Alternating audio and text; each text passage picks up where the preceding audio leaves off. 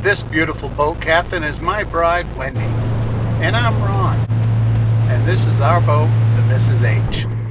Welcome back to the adventures of Mrs. H. Hey everyone, welcome back to the channel. In this episode, I'm going to go over the repower quotes from Volvo, Cummins, and FPT.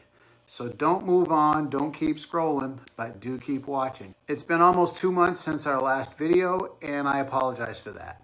In our last episode, we were asking for your thoughts and experiences with replacing engines. Thank you for all the comments and sharing your experiences. You guys really came through for us. The engine quotes are in. After 2 months of researching and chasing down quotes, we finally have real numbers for a full repower.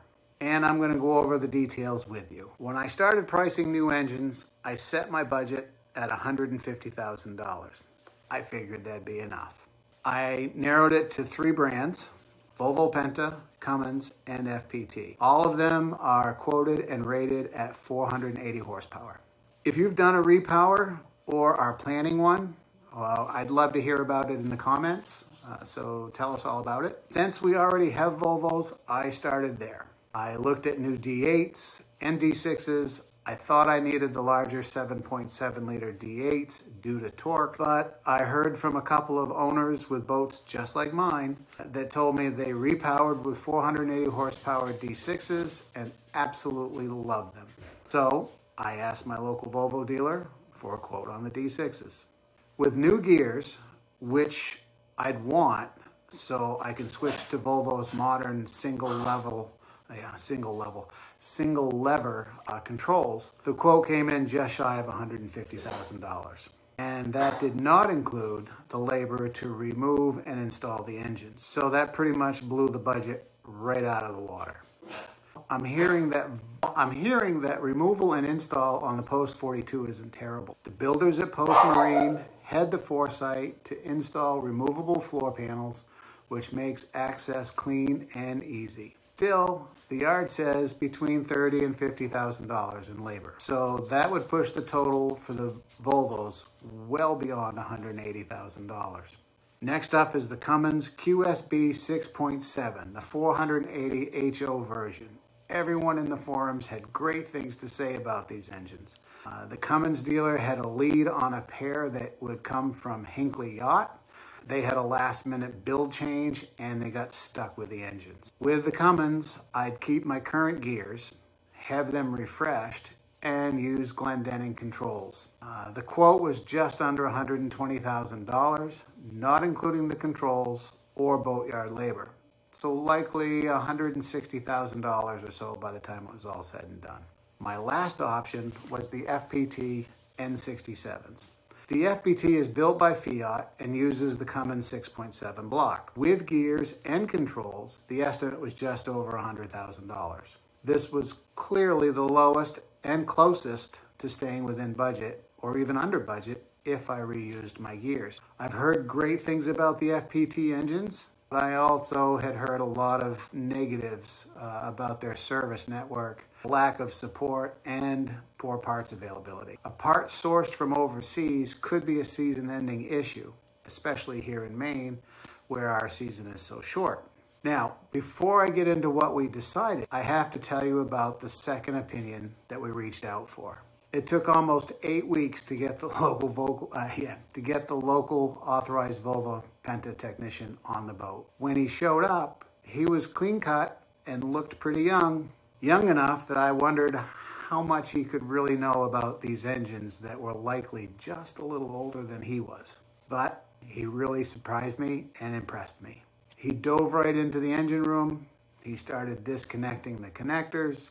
He was tracing wires and all kinds of great questions about the engines, how they'd been performing before and after its current electrical issues. He also opened up the flybridge dashboard to check the connections up there. And after about 30 minutes or so, he explained everything he found. Corroded connectors, the old sensors, how the potentiometers might be acting up. And then he described exactly how he'd fix it. New connectors, new sensors, new potentiometers. and a bit of a hardwire bypass that he'd learned from experience in dealing with this particular engine model. He sent the estimate 2 days later, $3,500. He said it might be a bit higher if he runs into anything unexpected. Compared to the new engines, 35 sounded pretty good to me. So what would you do? Would you pull out the 26-year-old engines with only 1,400 hours for brand new ones that are much quieter, more fuel efficient, and give you peace of mind? Or would you take the advice of the young tech and throw a few $1,000s at the problem and hope for the best? Well, yesterday he was on the boat. And he was on the boat for about 7 hours working his magic. So now you know what my decision was. Well, would I still consider a repower? Sure, but not at the same numbers I was quoted. I'm a little less desperate, and maybe there's a yard down south or someplace along the way where the numbers are a little bit better. Maybe not. If you've been through this or have any suggestions, we'd love to hear from you in the comments. If you're a dealer, we'd love to hear from you with a new quote. So, okay, let's talk about our next project. We got this behind us, and because we keep the boat on a mooring, not at a marina, our batteries don't have any way to stay charged. So we're going to install solar chargers. It seems simple, it seems affordable, and it makes sense. If you've already done this, tell me about it. Here's my understanding of how it all works in its most basic form. So in its most basic form, we start with a battery controller, and then we add the battery. We connect the positive and the negative cables, then we add the solar panels, and we connect those cables as well. I'll be reaching out to vendors to see what they recommend and what it'll cost us. Once we decide on a setup, I'll film the install so you can follow along in case you're considering doing the same. So keep watching, because it wouldn't be a boat video without some boating video. And that's coming up next. Thank you again for watching and for being part of this journey. If you've gone through something like this, a repower, wiring or electrical issues, anything you think could help, please share it in the comments. We'd love to hear your story. Your experiences might help us or other boaters that are watching. So if you haven't already, please subscribe so you can follow along and see where this all takes us. Thanks for watching, and we'll catch you on the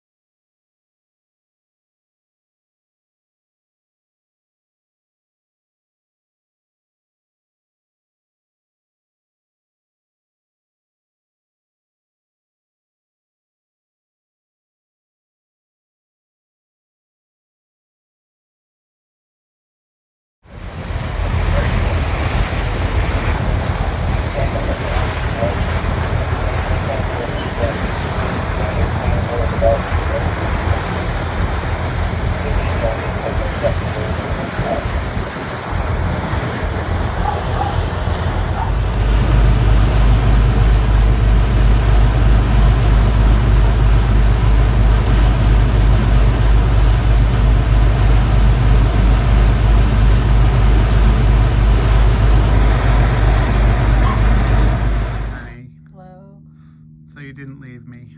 No, I did not leave you. No. This is perfect. This is perfect, yes. What a night, huh? Yeah, I know. It's beautiful. I think I'm going to see if I can catch a fish. Okay. Saw something jumping over there. Have a mackerel omelet for breakfast. Ew. I'll wait till Cook's opens.